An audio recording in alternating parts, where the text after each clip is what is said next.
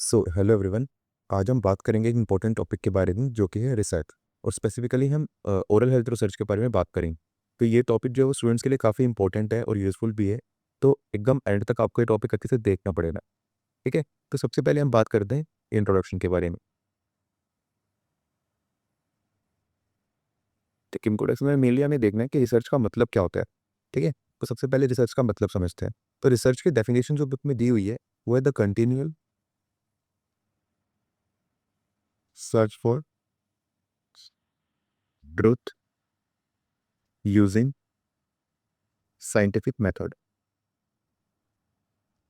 ये जो है ये बेसिक डेफिनेशन है रिसर्च के बारे में। इसका मतलब क्या है कि हम साइंटिफिक तरीके से लगातार सच को ढूंढ रहे हैं। ठीक है, सर्च फॉर ट्रूथ। तो जो सच को ढूंढने के जो प्रोसीजर है, ठीक है, यूजिंग साइंटिफिक मेथड, उसी को हम रिसर्च कहते हैं।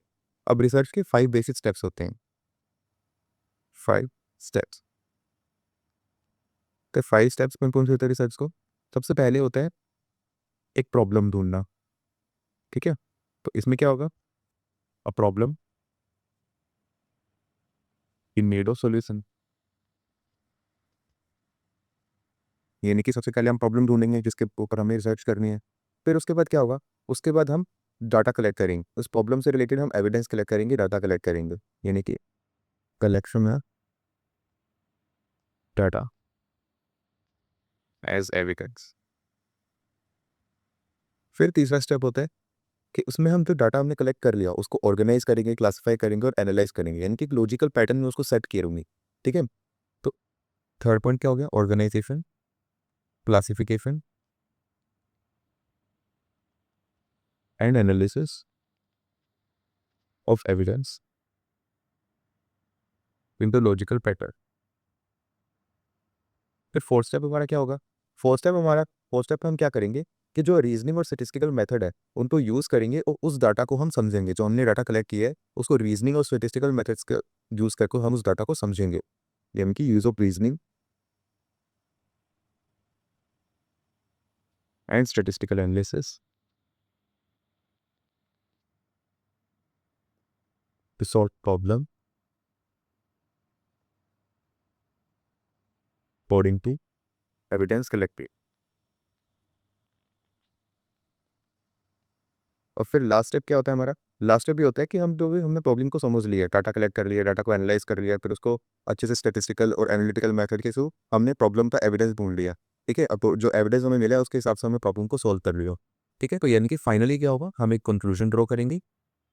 कंक्लूजन या सॉल्यूशन टू द प्रॉब्लम। तो बेसिकली हमने क्या किया? हमने सबसे पहले एक प्रॉब्लम ढूंढी। ठीक है, problem in need of solution. उसके बाद हमने उस प्रॉब्लम के जो अगेंस्ट जो भी एविडेंस है हमने उस सबको कलेक्ट किया, डाटा को कलेक्ट किया। ठीक है। फिर हमने जो डाटा कलेक्ट किया उसको ऑर्गेनाइज किया, क्लासिफाई किया और उसको एनालाइज किया डाटा को। ठीक है। फिर उसके बाद हमने क्या किया कि जो डाटा हमारे पास कलेक्ट हो गया उस पर हमने दिमाग लगाया एक तरह से अपना, उसमें स्टेटिस्टिकल एनालिसिस किया ताकि जो प्रॉब्लम है उसको हम सॉल्व कर सकें with the help of evidence that we have collected. और फिर लास्ट में हम लोग कंक्लूजन या सोल्यूशन ड्रॉ कर लिया उस प्रॉब्लम का। तो मेनली जैसे आप थ्रिलर मूवीज वगैरह देखते हो, जैसे मर्डर मिस्ट्री वगैरह मूवीज, जिसमें ऑफिसर वगैरह के होते हैं, दो केस सॉल्व कर रहे होते हैं, वो क्या करते हैं? एक प्रॉब्लम होती है कि मान लो मर्डर हो गया। ठीक है। फिर मर्डर के अगेंस्ट वो एविडेंस इकट्ठा करते हैं। ठीक है, कि कौन कौन से लोग वहाँ पे प्रेजेंट थे या कब वो मर्डर हुआ, उसके हिसाब से एविडेंस कलेक्ट करते हैं, डाटा कलेक्ट करते हैं। ठीक है। फिर आपने मूवीज में देखा होगा कि वो एक बड़े से बोर्ड के ऊपर वो सारा डाटा जो है वो उसको लगा लेता है। मतलब फोटोज एक साइड किसी की फोटो लगा दी, एक साइड किसी की फोटो लगा दी, मतलब जो भी उससे रिलेटेड मर्डर से रिलेटेड लोग हैं, टाइमिंग वगैरह लिख करके। ठीक है। अलग अलग ऐसे वो लाइंस मार्क करते हैं कि इससे ये रिलेटेड है, इससे ये रिलेटेड है। तो एक तरह से वो ऑर्गेनाइज कर रहे हैं, क्लासिफाई कर रहे हैं और एनालिसिस कर रहे हैं उस डाटा का जो भी उन्होंने डाटा कलेक्ट किया है। ठीक है। और फिर उसके बाद वो बोर्ड को देख करके एकदम से यूरेका मोमेंट आता है ऑफिसर को कि हाँ ऐसे ऐसे हो सकता है। तो उन्होंने क्या किया? वहाँ पे अपना रीजनिंग लगाई और स्टेटिस्टिकल एनालिसिस लगाया कि हाँ ये हो सकता है। और फिर लास्ट में उन्होंने कंक्लूजन या सोल्यूशन ड्रॉ किया, भाई मर्डर इस आदमी ने किया उन्हें। ठीक है। तो वही सारा पूरा प्रोसीजर है रिसर्च का। मैंने एक तरह से एनालॉजी आपको बता दी। तो प्रॉब्लम क्या थी? मर्डर हुआ। ठीक है। फिर कलेक्शन ऑफ डाटा, यानी कि वहाँ पे कौन कौन से लोग प्रेजेंट थे मर्डर के टाइम, किस टाइम मर्डर हुआ। ठीक है। तो ये हो गया कलेक्शन ऑफ डाटा। फिर थर्ड पार्ट में क्या, थर्ड स्टेप ने क्या किया कि जो भी ऑफिसर वगैरह था उसने फोटोज वगैरह लगा दिए अपने सामने एक बोर्ड पे कि ये लोग प्रेजेंट थे। फिर उनको आपस में लिंक किया ऐसे थ्रेड्स वगैरह लगा करके, वो सब जो मूवीज में होता है। फिर उसके बाद उसने व्हाइट बोर्ड देख करके एकदम से अपनी रीजनिंग लगाई और स्टेटिस्टिकल एनालिसिस किया। और फिर उसने ये डिसाइड किया कि मर्डर किसने किया हो सकता है, ये कंफ्यूजन पे पहुंच का। तो यही जो है बेसिक स्टेप्स होते हैं स्ट्रक्चर्ड रिसर्च प्रोसेस के। ठीक है। अब आते हैं ओरल हेल्थ रिसर्च के ऊपर।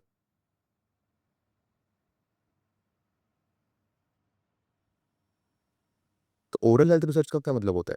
ओरल हेल्थ रिसर्च का वो मतलब है कि कोई ऐसा रिसर्च जो ओरल डिजीज़ को समझने, कंट्रोल करने और डेंटल हेल्थ सर्विस को बेटर बनाने में हेल्प करे। ठीक है?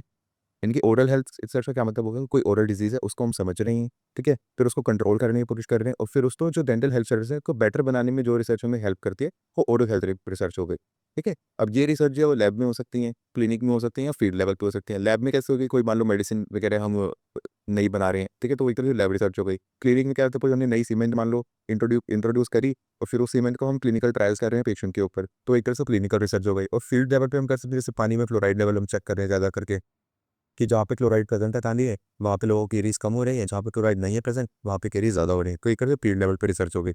तो बुक में क्या दिया हुआ है? बुक में दिया हुआ है कि oral health research refers to lab, clinical and field investigation that lead to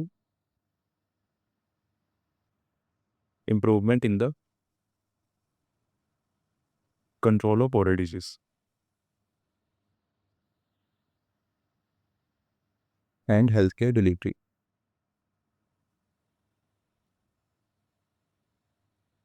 तो मेन जो अल्टीमेट गोल होता है हमारा ओरल हेल्थ रिसर्च से वो ये है कि लोगों की क्वालिटी ऑफ लाइफ को इम्प्रूव कर। ठीक है, रिसर्च का मेन गोल क्या होगा कि लोगों की क्वालिटी ऑफ लाइफ जो है वो इम्प्रूव हो सके। तो ये हो गया रिसर्च के बारे में। अब हम देखते हैं purpose of oral health research. इसके पर्पस क्या होते हैं, हम क्यों कर रहे हैं?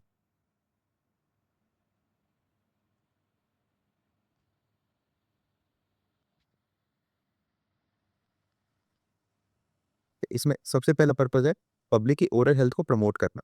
ठीक है, प्रमोट कैसे करेंगे हम? उनको एजुकेट करके, उनको सर्विसेज दे करके और टाइमली उनको ट्रीटमेंट डिलीवरी दे करके। मेन की ट्रीटमेंट हम अच्छे से टाइमली उनको दे दो। ठीक है, तो ये हो गया पब्लिक की ओरल हेल्थ को प्रमोट करना, पहला purpose. Promote oral health of public. और ये मैंने आपको बता दिया कैसे होगा, उनको एजुकेट करके, उनको सर्विसेज दे करके और उसके बाद जो ट्रीटमेंट प्रैक्टिस है उसको परफॉर्म करते हैं, यानी कि उनको ट्रीटमेंट दे करके। फिर सेकंड जो है वो है टू कंट्रीब्यूट न्यू नॉलेज और revalue current knowledge to improve all pages of healthcare। इसका क्या मतलब है कि नई नॉलेज को क्रिएट कर रहे हैं या फिर एग्जिस्टिंग नॉलेज को रीवैल्यूएट कर रहे हैं ताकि जो डेंटल केयर के फेजेस है वो और बेटर हो सके। न्यू नॉलेज क्या हो सकती है कि भाई जैसे हम कोई न्यू सीमेंट इंट्रोड्यूस कर रहे हैं या फिर पुरानी सीमेंट को एक तरह से बेटर कर रहे हैं, वो एक तरह से नई नॉलेज भी मिल रही है हमें, यहाँ पे पुरानी नॉलेज को और बेटर कर रहे हैं, हम रीवैल्यूएशन कर रहे हैं। उससे क्या होगा कि जो ट्रीटमेंट नीड्स हैं या जो ट्रीटमेंट का जो एक तरह से प्रोग्नोसिस है पेशेंट का, वो बेटर हो जाएगा। फिर तीसरा पॉइंट है टू इम्प्रूव द टेक्निक्स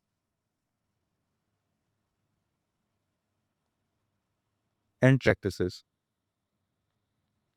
इसमें क्या करेंगे आप? जो टेक्नीक है, न्यू टेक्नीक डेवलप करेंगे, ठीक है, और इम्प्रूव करेंगे जिससे कि हम लोगों में ओरल हेल्थ डिजीज़ को जल्दी से आइडेंटिफाई कर सकें, प्रिवेंट कर सकें और ट्रीट कर सकें। इंडिविजुअल लेवल पे भी और ग्रुप लेवल पे भी। यानी कि हम टेक्निक्स को एक तरह से इम्प्रूव कर रहे हैं और प्रैक्टिसेस को इम्प्रूव कर रहे हैं ताकि हम जल्दी लोगों की अगर दिक्कत है तो उनको स्क्रीनिंग कर पाएँ, उनका अच्छे से जल्दी से ट्रीटमेंट कर पाएँ और ट्रीटमेंट एक तरह से बेटर कर पाएँ। फिर फोर्थ हमारा जो पर्पज़ होता है वो क्या होता है? To develop and test theories related to oral health.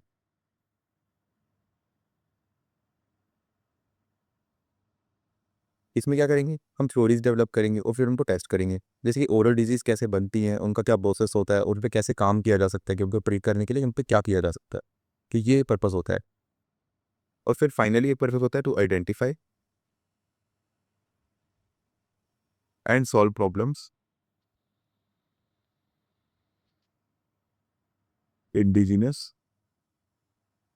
To advancement, decision making and change in oral health के डिलीवरी। ये आप बुक में से देख-देख के नोट्स बनाते रहना साथ-साथ में, ये 2 मैं लिखवा रहा हूँ वही लिखते रहो। तब तक तो मतलब याद हो जाएगा। तो इसका फाइनल पर्पस क्या होता है कि जो भी प्रॉब्लम्स है हम इनको आइडेंटिफाई करें, ठीक है? और फिर उसका इनके डिसीजन मेकिंग, एडवांसमेंट और चेंजेस में जो रुकावट बनती है मान लो, ठीक है? उनको हम रिमूव कर सकें। ये जो रुकावटें हैं इनको हम रिमूव कर सकें ओरल हेल्थ केयर डिलीवरी के अंदर। तो ये था हमारा basically introduction oral health research का। नेक्स्ट लेक्चर में बात करेंगे कैटेगरीज ऑफ रिसर्च के बारे में।